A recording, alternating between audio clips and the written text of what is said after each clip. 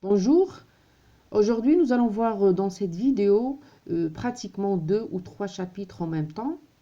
Pourquoi? Parce que tout simplement ce sont des chapitres qui parlent de la même chose, c'est-à-dire les préparatifs de la fête de Ashura. Alors vous avez bien entendu d'autres événements, mais l'événement principal c'est la fête d'Ashura. Alors si dans le chapitre précédent, c'est-à-dire le chapitre 5, nous avons l'annonce de cette nouvelle qui est faite par le frère, qui a demandé aux enfants du Msid de mettre au courant leurs parents des préparatifs qu'ils allaient faire pour fêter cette fête religieuse.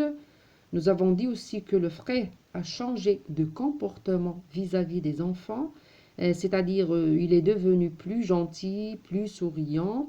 À partir du chapitre 7, 6 et 7, nous avons tous les préparatifs, aussi bien à l'école coranique que les habitantes de Dashwafa.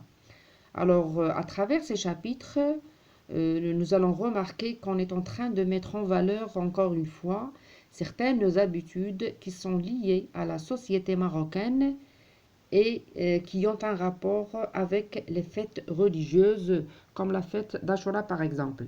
Alors j'ai essayé de vous présenter cette fois-ci cette vidéo sous forme de tableau. Donc là vous avez un groupement de textes ou bien plutôt groupement de chapitres.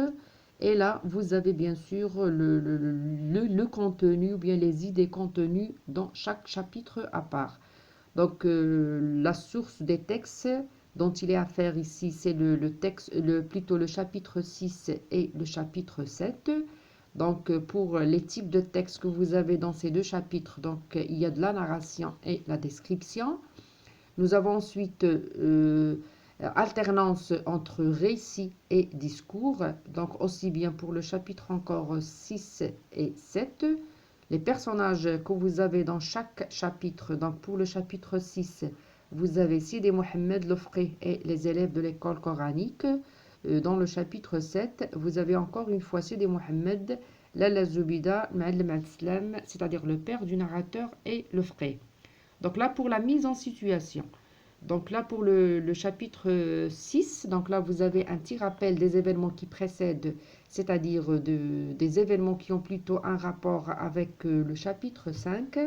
Donc l'extrait se situe au chapitre 6, après que le frère a annoncé à Ashura un événement heureux qui sera bouleversé par un autre malheureux, à savoir la mort de Sidi Mohamed Ben Tahar. Donc là, ce sont des choses dont on a déjà parlé dans la vidéo précédente, le chapitre 5. Sidi Mohamed a été très touché par ce décès. Il sombre dans une profonde tristesse. Donc les thèmes que vous avez dans le chapitre 6 sont les suivants: la solidarité, la souffrance et le bonheur. Les lieux de l'action, c'est le Msid. Les mouvements ou bien les événements contenus dans le chapitre 6 sont les suivants.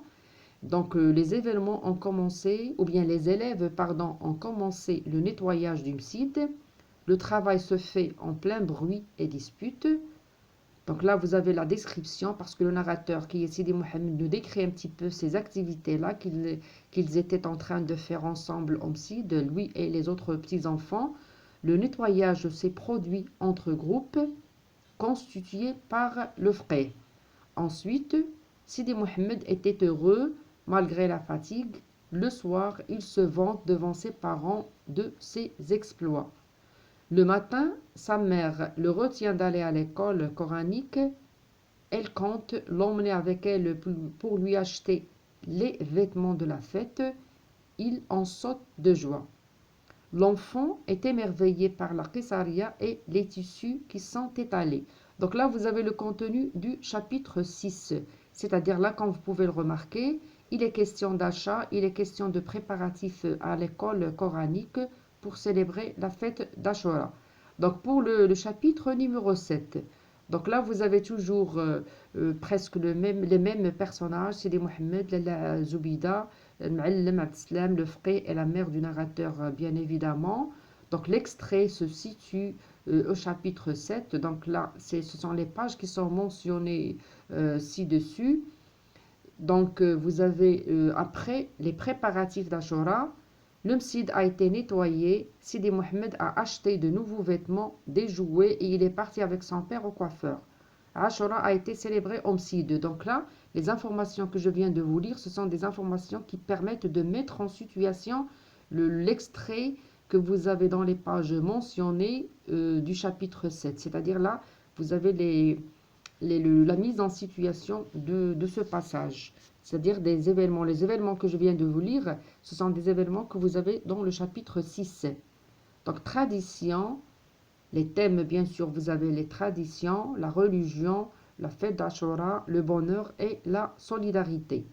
Donc, les lieux de l'action, c'est le Msid et Darshouafa. Les actions ou bien les événements contenus dans le chapitre 7 sont les suivants. Le jour de la fête, on se réveille tôt, 3 heures du matin.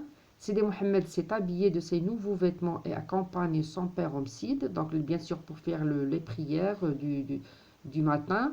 Son père lui donne les cadeaux qu'il offrira au frais.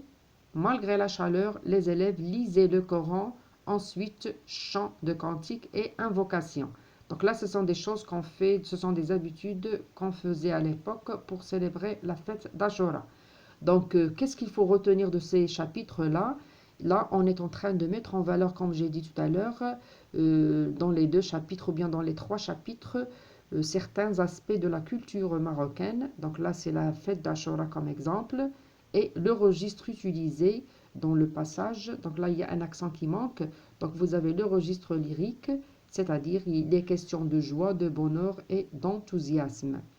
Voilà donc pour le contenu de ces 2 chapitres. Donc là, comme vous pouvez le remarquer, on ne parle pratiquement que de la fête de Ashura, les préparatifs, qu'est-ce qu'on a fait pour la fêter, etc. Donc en attendant une nouvelle vidéo, je vous souhaite une très bonne matinée et à bientôt.